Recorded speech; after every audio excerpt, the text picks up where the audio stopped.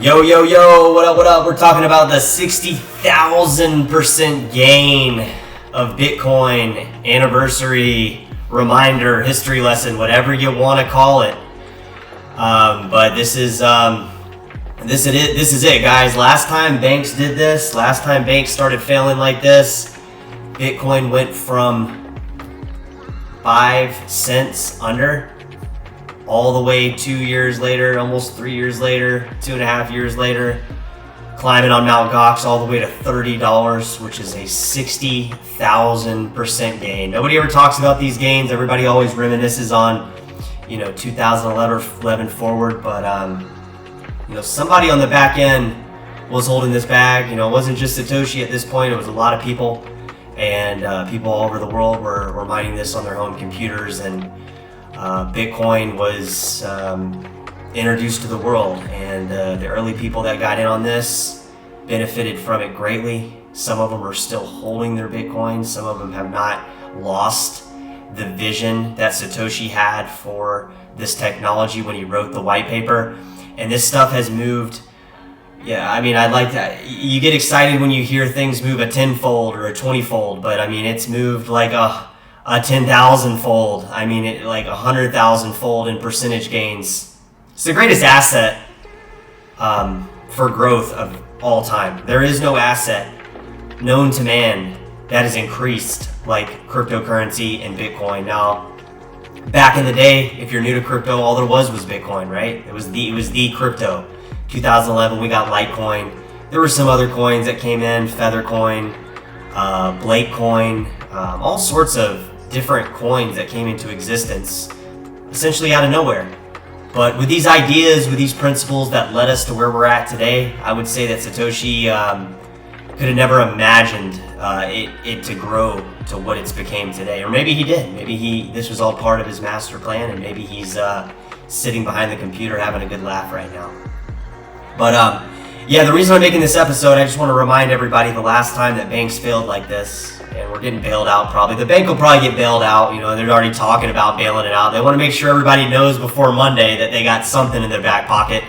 Rest assured. We'd hate to let anybody actually lose any of their money intended the way it should indeed happen from a bank. They just get bailed out and life goes on, no big deal. But what if all these bailouts are just putting a band-aid on the problem? I don't think this is really fixing any of the underlying problems that we see with banks. Because if somebody can just get bailed out, well, where is the risk for the bank? They don't really care. They just keep on gambling, keep on doing this, that.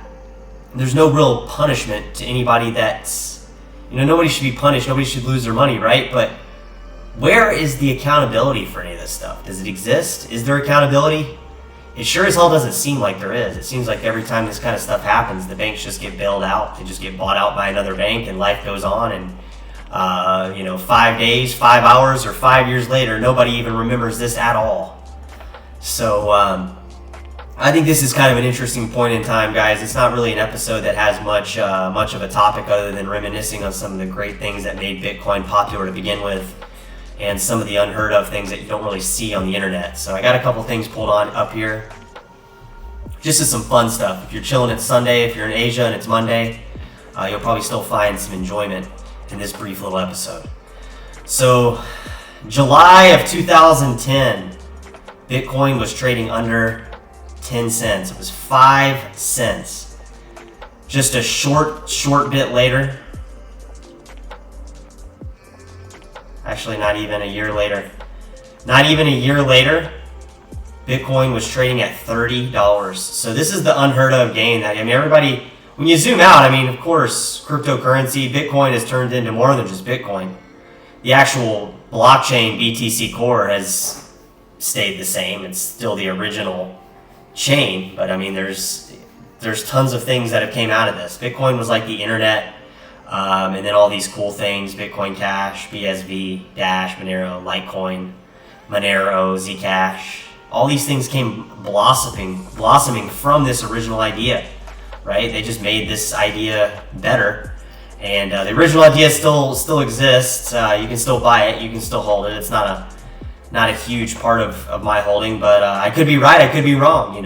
If you're sitting there and you're a Bitcoin maxi, maybe there's something that I don't. But I do know this. I know crypto has came a long way since July of 2010, and obviously before then too. The white paper was written in 2008 and the Genesis block 2009. So there's even some time that's almost impossible to find actual price points. But nonetheless, we did see a meteoric rise from 60,000% gain. I mean, these aren't just arbitrary numbers. These are approximates. These are, nobody knows exactly who was on the back end of this selling, buying, and that kind of thing. But we do know it went 60,000% up, and it's a big reminder that a lot of these gains that we experience now and a lot of the volatility we experience now really isn't shit if you've been in Bitcoin since the beginning. Not just to say, it's almost like the farther you go back, the more you accept that volatility is part of the game in cryptocurrency. And this is the day, this is the time where we saw Bitcoin go its single hand biggest gain was when these banks failed. So just because they get bailed out, they got bailed out last time in 2009, and from 2009 to 2011 we went up over 60,000% gains.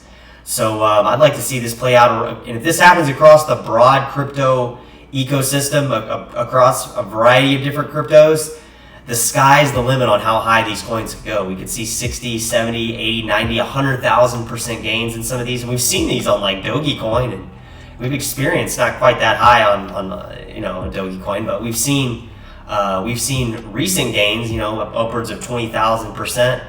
I think Dogecoin at its high was up over 200,000% gain. Just absolutely ridiculous stuff here.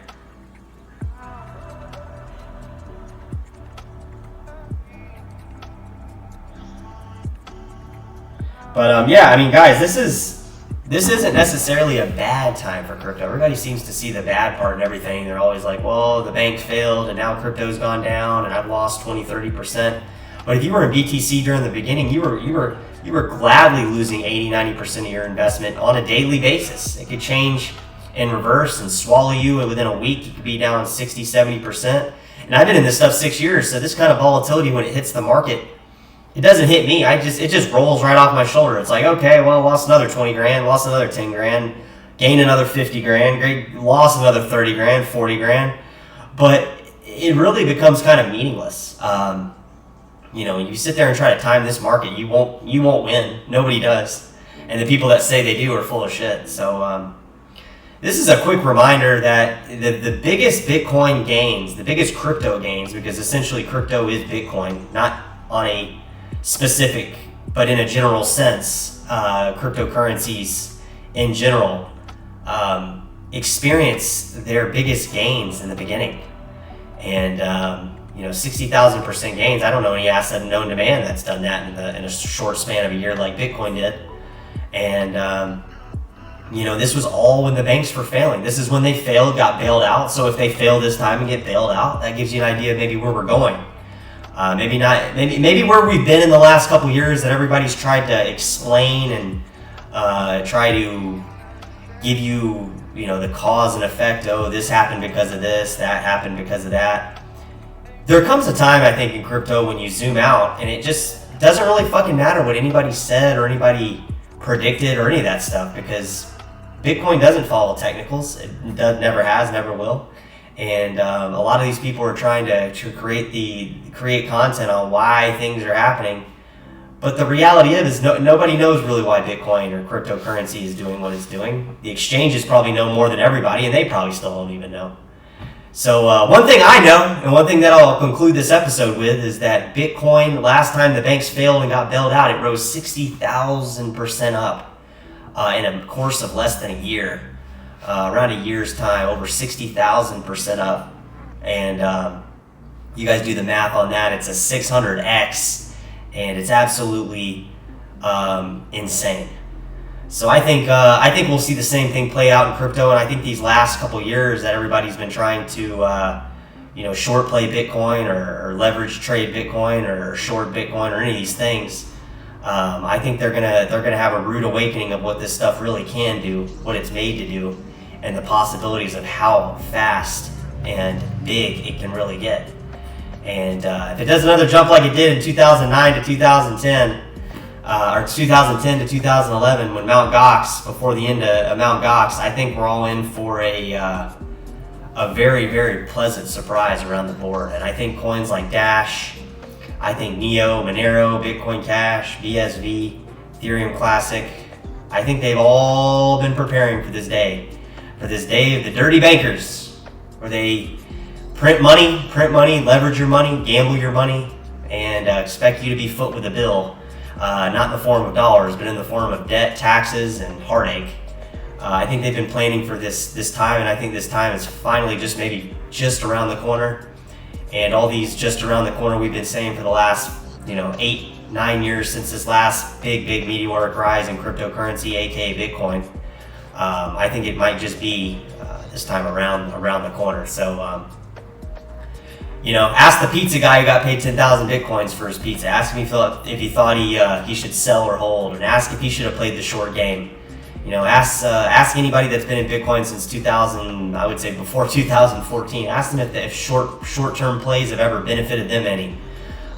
Likely they would probably say no. And I think that likely if you've been holding the last couple years, the last 6 years like I have, buying, selling, using, spending crypto, I think that our discipline and dedication to holding this stuff is going to pay off soon. So guys, these are just my speculative thoughts. They have no proof other than what's on your computer screen. What I'll drop in the bottom, and you can do the math on these yourself. I mean, it's simple math, so you can figure it out. It's a 600x. It's a 60,000% gain in a year and a half, year and a couple months.